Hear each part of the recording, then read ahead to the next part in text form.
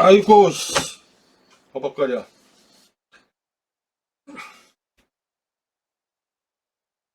시험에서 이게 옆으로 옮길 수가 없나? 가장 많이 자주 출제된 이게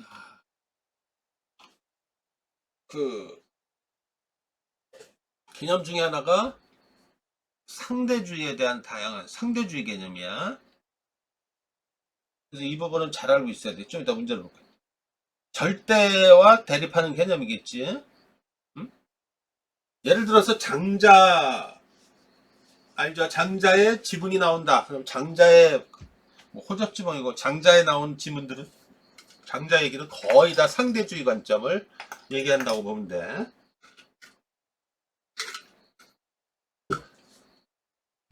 절대와 상대 개념에서 상대주의는 상대적인 것을 절대적인 것과의 연관으로부터 분리해내 고찰하는 철학의 한 입장이다. 이에 대해 절대주의는 인식상으로는 절대적 진리, 윤리상으로는 절대적 가치와 절대선의 설정과 같이 그 절대성을 인정하는 입장이다. 상대주의는 관점은 철학은 물론이고 과학, 문화, 윤리 등 다양한 영역에서 사고와 인식의 틀을 형성하고 있다. 크게 인식론적, 철학적 상대주의, 윤리학, 가치론의 상대주의, 과학적 상대주의, 문화 상대주의 개념들을 잘 알고 있어야 돼. 지금 나오면 상대주의 개념. 굉장히 많이 나왔어 시험에.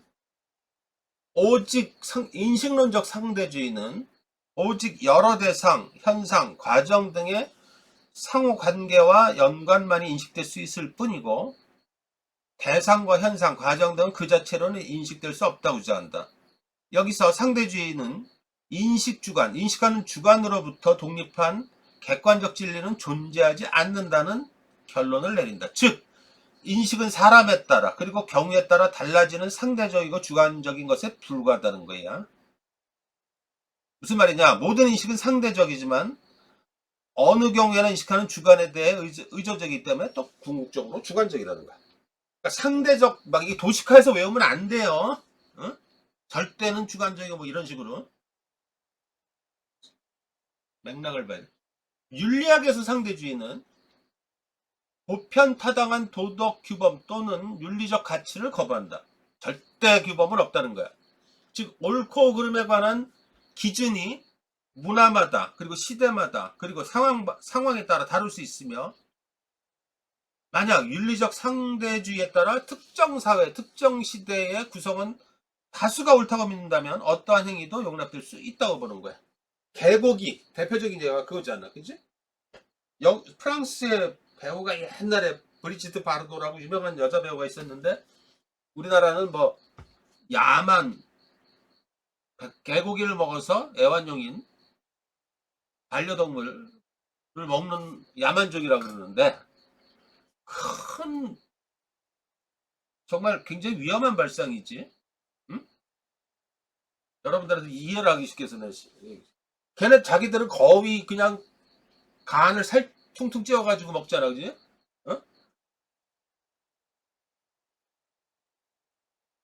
우리나라는 농경 민족이죠, 그죠?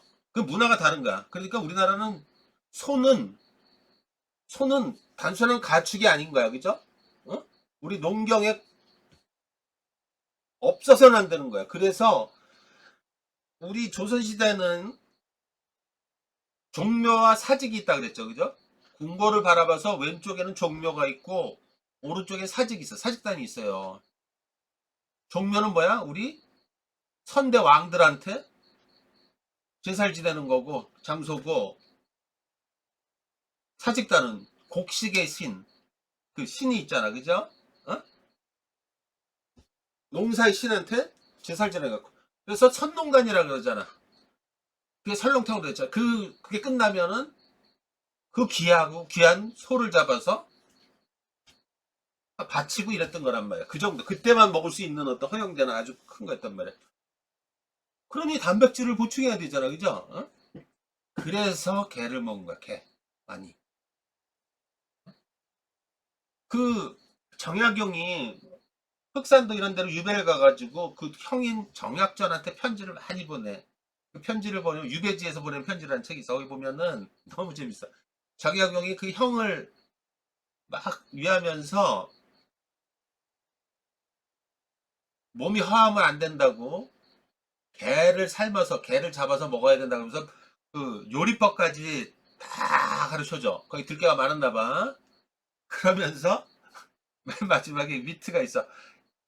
이건 내가 원래 잡아서 앓은 게 아니고 박세당인가? 박 누군가가 가르쳐 준 거라고 거기다 코멘트를 달아. 아주 위트가 있게.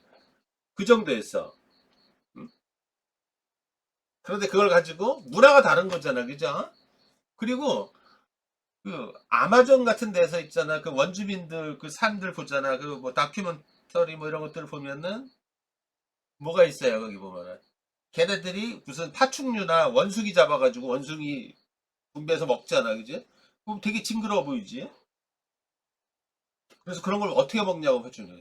큰일 날 소리야. 걔네들 그거 안 먹으면 죽어. 어? 단백질을 보충할 수 있는 아주 유일한 짐승들일 수도 있다는 거죠. 응? 그만큼 중요한 거야. 그 자체가. 응? 근데 우리는 막 그런 생각을 해. 이렇게 이게 상대주의를 얘기를 하는 거야. 알겠지? 윤리학에서의 상대주의는 윤리적 절대주의가 지닌 문제점을 극복하는 데 도움을 준다. 윤리적 절대주의는 도덕 규범의 영구 불변하는 절대성을 옹호하면서 그 어떤 예외적인 상황도 인정하지 않는다. 어떤 상황에서든 무조건 그 규범을 지켜야 한다고 주장하거나 인간이 지닌 실천적 한계를 고려하지 않고 항상 그 규범을 지켜야 한다고 주장한다. 윤리적 상대주의는 이러한 절대성을 부정함으로써 윤리적 삶의 다양성과 실천적 한계를 허용한다. 알겠죠? 과학에서의 상대주의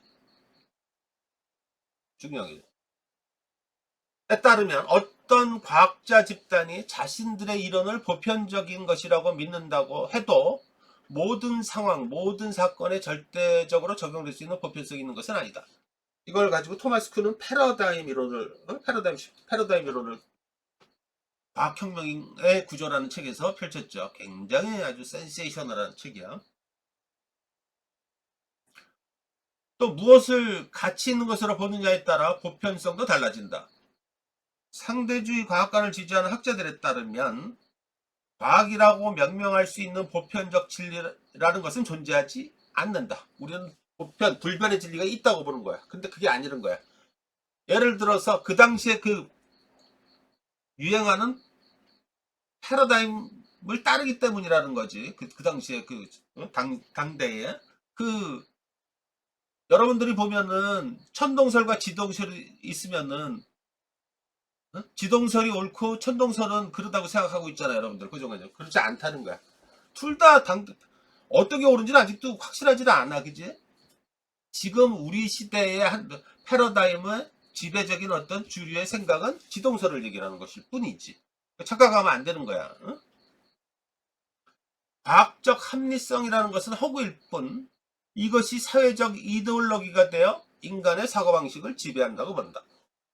이를테면 현재의 대다수 사람이 믿지 않는 천동설도 여기 있네. 그 나름의 가치가 있는 것이고 이를 비과학적이라고 주장할 근거는 어디에도 없다. 알겠지? 우리는 과학을 맹신한단 말이야. 이거 되게 중요해. 과학과 비과학이란 그 시대의 이데올로기가 선정한 것에 불과하다는 거야. 알겠지? 문화 상대주의에 따르면 이것도 굉장히 많이 나왔지. 특정 사회를 사는 우리가 공유하는 개별 문화는 각각 독자적인 세계인식이나 가치관 등을 가지고 있기에 아까 다 설명해 다양한 문화의 우열관계를 부여할 수 없다. 세계 문화의 다양성을 인정하고 각 문화의 독특한 환경과 역사적, 사회적 상황을 고려해서 이해해야 한다. 문화 상대주의는 자칫 어떤 집단의 문화든 무조건 허용하고 인정하는 태도로 흐르면서 보편적인 사회규범을 무시하는 관습까지 정당하다고 인정할 우려가 있다. 그러나 인권, 생명 존중, 정의 같은 보편 가치는 어느 시대, 어느 문화를 막론하고 부정되어서는 안 되는 거죠. 그죠? 인류의 보편 가치를 바탕으로 다양한 문화를 그 사회의 맥락에서 바라보고 인정하는 태도를 길러야 한다는 거예요. 이 상대주의 관점은 굉장히 중요한 거죠. 그래서 한번 볼까?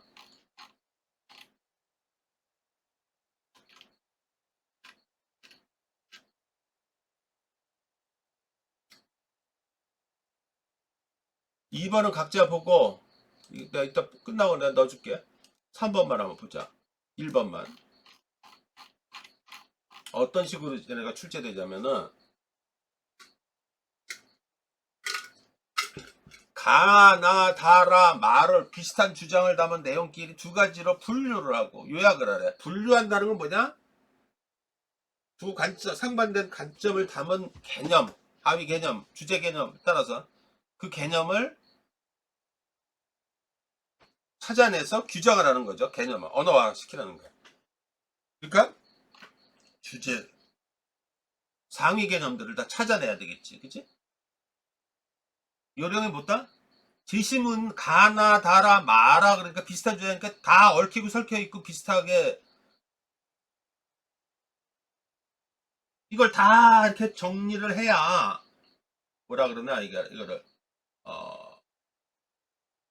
하나를 다 이렇게 그 유기적으로 긴밀하게 파악을 해야 보이죠, 그죠? 개별적으로 보이면 안 보인단 말이죠.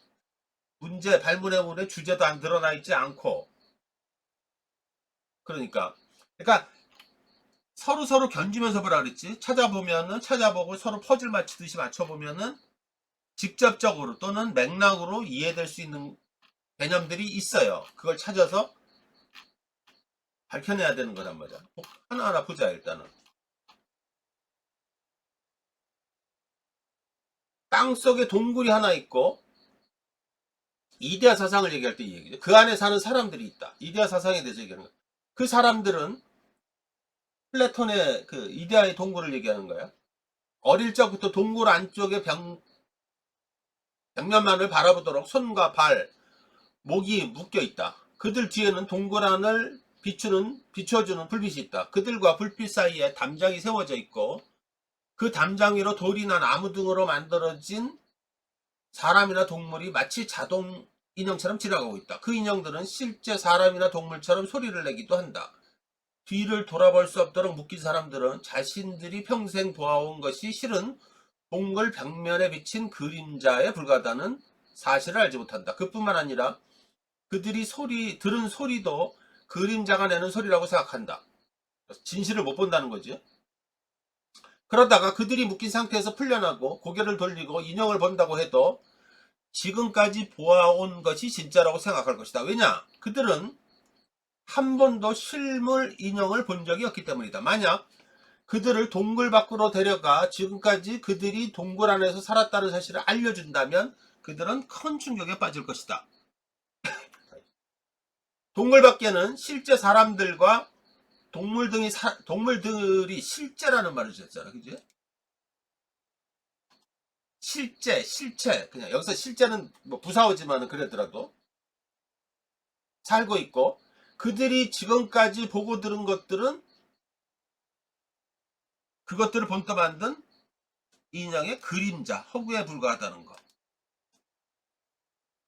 그들은 이 동굴 밖의 세계에 점차 익숙해지면 모든 것의 원인이 태양이라는 사실도 알게 된다. 이러한 비유에서 동굴 안에 사는 사람들은 바로 우리 자신이다. 우리는 선의 이데아에 의해 참된 세계, 지금 참된 세계가 실체 존재하고 진리가 무엇인지 알 수 있게 된다. 따라서 인간은 어떻게 살아야 하는가 라는 물음에 대한 답도 선의 이데아에 대한 삶을 통해서만 구할 수 있다. 이것만 읽으면은 일단은 정리가 안 되잖아. 그치? 일단 얘를 읽고선 이게 인식론적 주제부터 자꾸 시작해야 돼. 인식론적 물음을 묻는 거구나. 이러면은 훨씬 더 찾아내기가 쉽지. 인식론의 물음을 묻는다고 보면은 절대와 상대, 보편과 특수, 주관과 객관의 문제, 그쪽을 개념 그런 거야. 그쪽을 알게 되면은 그 개념을 통해서 얘를 들여다보면 훨씬 쉬워지지. 개념은 그런 거예요. 그러니까 실제 그림자, 참된 세계 이런 것들, 절대적인 거, 보편적인 거, 그 무엇이 있다는 얘기를 하는 거야 지금. 일단 여기까지만 보고 딴 데를 잽싸게 봐야지.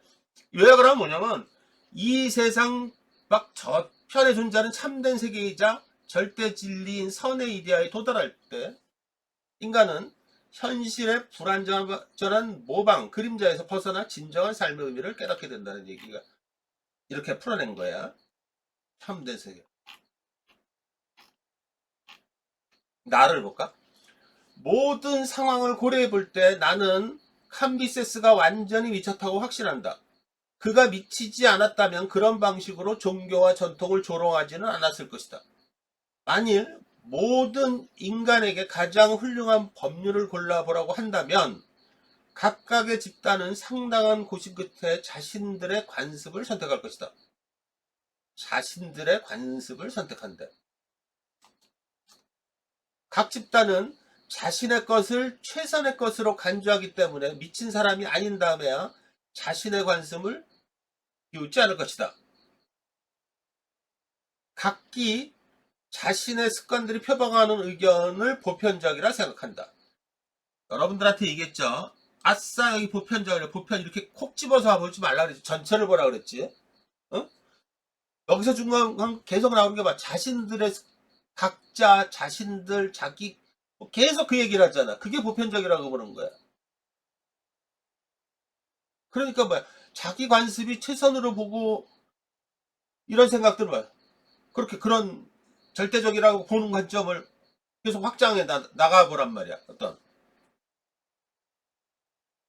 이를 뒷받침하는 다른 많은 증거들이 있지만 여기서는 한 가지 예를 들어보겠다.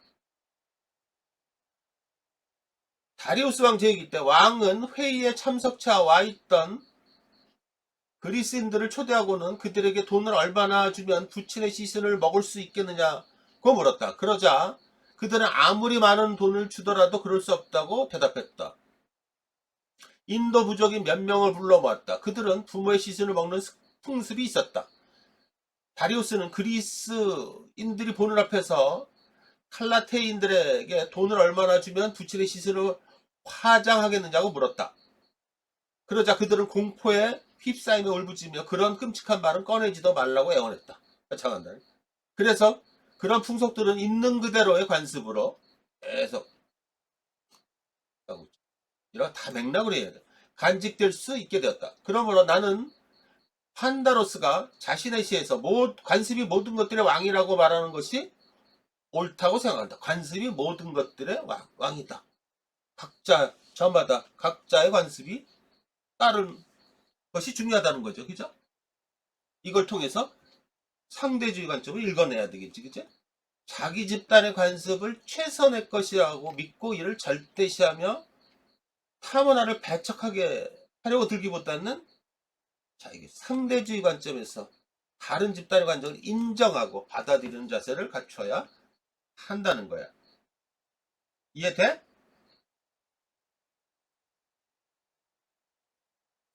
그러니까 여러분들한테 지금 뭘 중요한 걸 얘기를 해?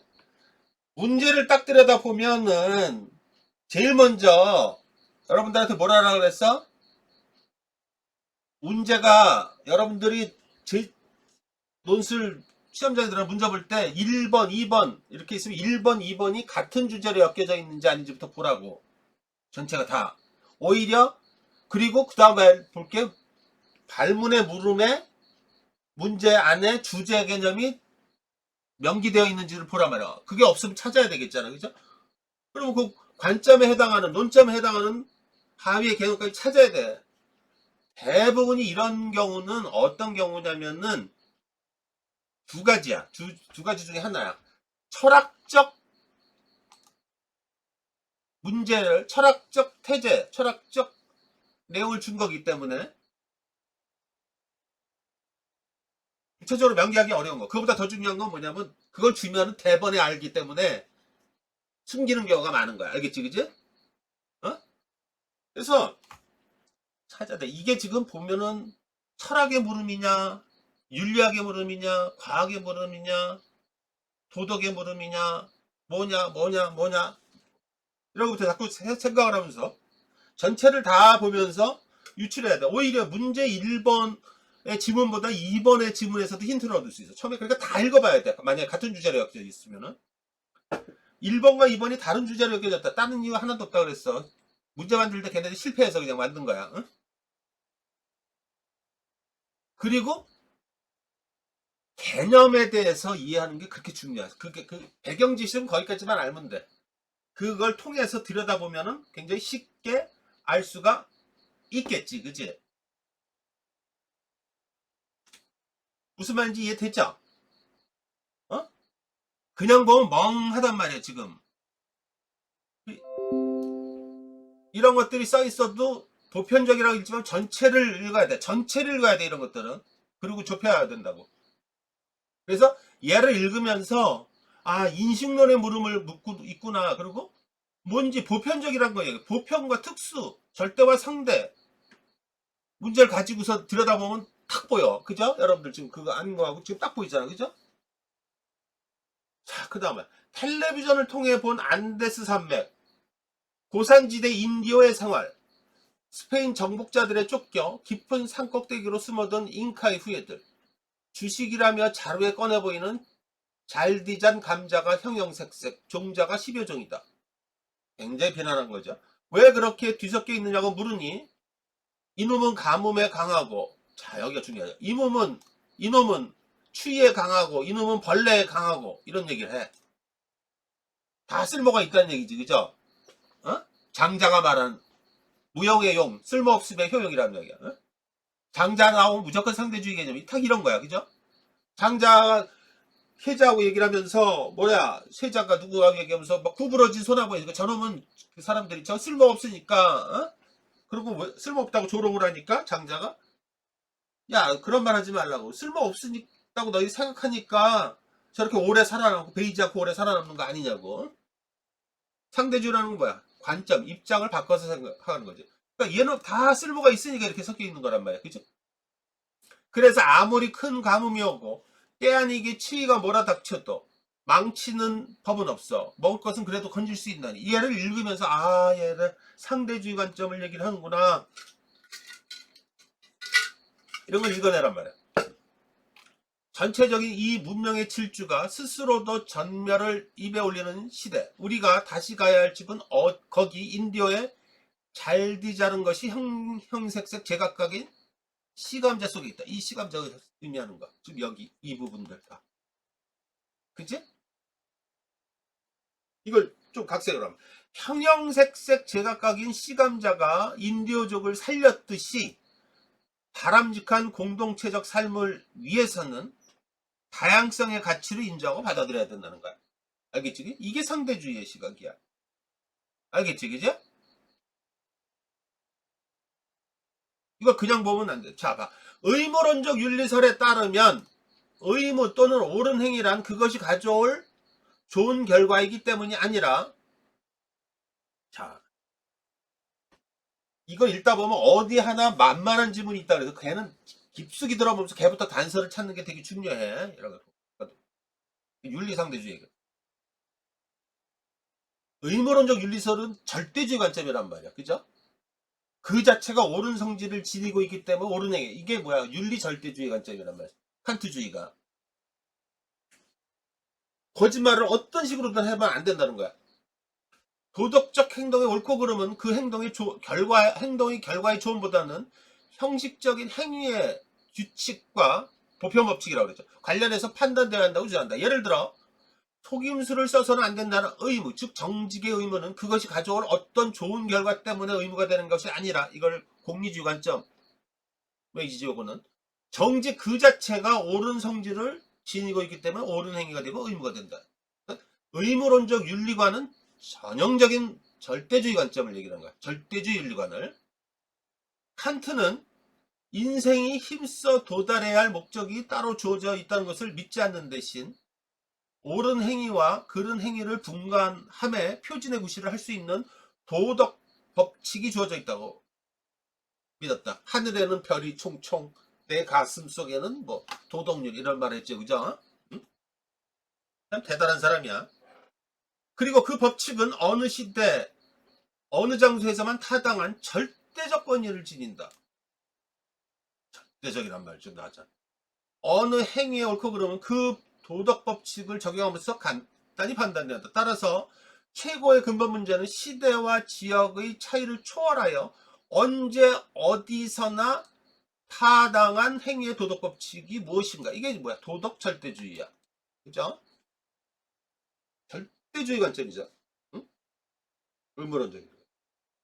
그러니까 이런 짐을 여기서 해결은 나가 결정적인 단서를 줄 거야. 응? 이걸 알고 있으면 윤리절대주의. 도덕법칙은 인간인 이상 반드시 행해야만 하는 절대 행위적 행위 규정으로 인간은 도덕법칙을 정언명령이라고 이걸 받아들여 행동해야 된다는 거야. 많은 이게 르네 마그리트라고 알죠? 이것은 파이프가 아니다.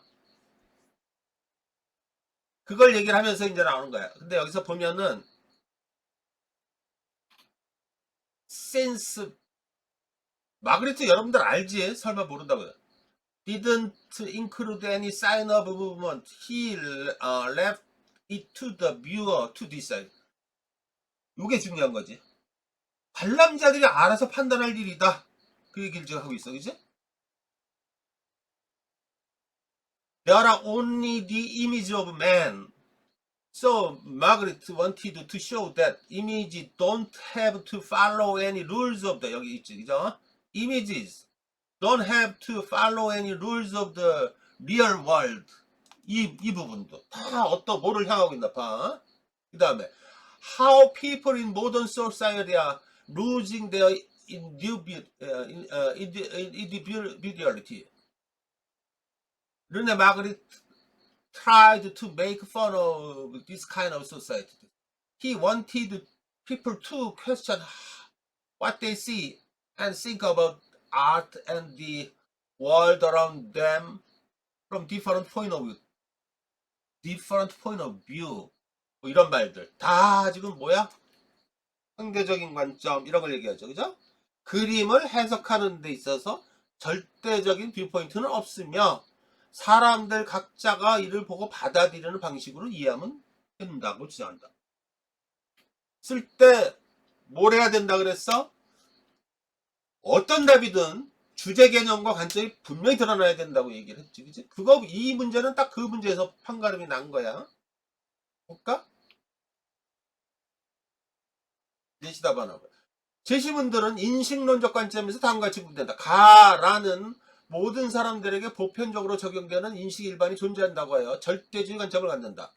가에 따르면 이 세상 저편에 존재하는 참된 세계이자 절대 진리인 선의 이데에 도달할 때 인간은 현실의 불완전한 모방에서 벗어나 진정한 삶의 의미를 깨닫게 된다. 라의 도덕 법칙은 인간이 인간인 이상 반드시 해야만 하는 절대적 행위 규정으로 인간은 도덕 법칙을 정언 명령으로 받아들이고 행동해야 한다고 강조한다. 한편 많은 인식은 사람에 따라 상황에 따라 달라지는 상대적이고 주관적인 것에 불과하다고 해요. 상대주의 입장을 취한다. 항상 결론을 쓸 때 개념들이 들어가야 돼. 나처럼 자기 집단의 관습을 최선의 것이라고 믿고 타문화를 배척하려 들기보다는 상대주의 관점에서 다른 집단의 관습을 인정하고 받아들여야 한다고 주장한다. 다해서 형형색색 제각각인 시감자가 인도족을 살렸듯 풀어내야 돼. 바람직한 공동체적 삶을 위해서는 다양성의 가치를 인정하고 받아들여야 한다고 적설한다. 마의 르네 마그리트가 말했듯이 그림을 해석하는데 작품을 해석하는 데 있어 절대 기준은 없으며 관람자 각자 사람들 각자가 이를 보고 받아들이는 방식으로 이해하면 된다고 강조한다. 자, 이걸 가지고 여러분들 시간 되면 2번은 이제 그러면 바가 말하고자 하는 바가 있겠고 이를 근거로 논지를 비판하래. 이건 더 어렵겠지. 이거 한번 꼭 풀어봐봐. 이것도 하나 좀 작성을 해야 돼. 문제만 풀어. 이거 작성을 해서 나한테 이 문제를 다음 시간에 연세대 2번 문제 끝내고 얘를 해보자. 얘 되게 중요한 거니까. 풀어봐. 작성을 해서. 알겠지? 이 앞에 지문 줬지, 그지? 어떻게 해야 되는지.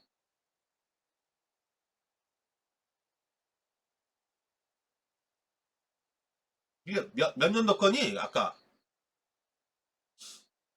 아, 못 봤는데? 16년도 모의요. 2016. 인문 뭐야? 모의라고 써 있었어요. 그것도 인문 여러 가지가 있거든? 2016이야? 네. 경희대 16 사회 모의입니다. 2016. 경희대인가? 네. 줄게. 이 끝나고. 2016 사회 모의? 예. 잠깐만. 2번 꼭 풀어봐. 되게 중요하겠더라. 어?